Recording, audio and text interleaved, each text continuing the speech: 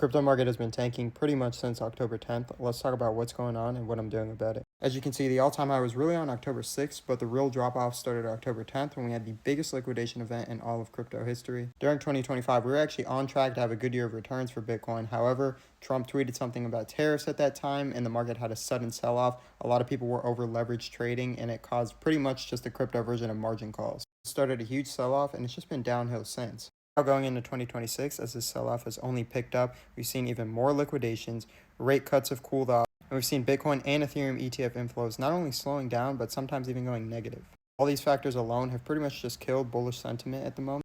But an even bigger thing that a lot of people argued was over, that any crypto vetted investor knows about, that I personally think is a big factor in this, the historic 4-year cycle we've seen with Bitcoin since it was created. People argued that the cycle may be over due to big adoption now, but I never fully bought that. I want you to take a look at this chart now. Here are the returns of Bitcoin year over year. As you can see, we see about 3 years of positive growth, then a big crash. 3 years of positive growth, then a big crash. 2023, 2024, 2025 should have been green.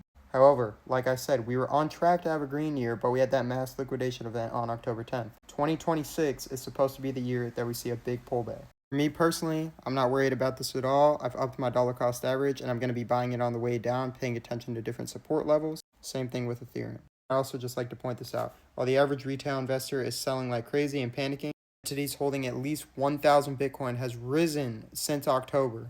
Whales are buying the dip, ants are selling. Obviously, nothing in the market, especially crypto, is a full guarantee. However, I know which side I'm on about this. Make sure you do your own research. However, I'm going to continue buying on the way down and dumping extra cash at different support levels. Make sure you hit that follow button if you haven't already, and let me know what you guys think in the comments.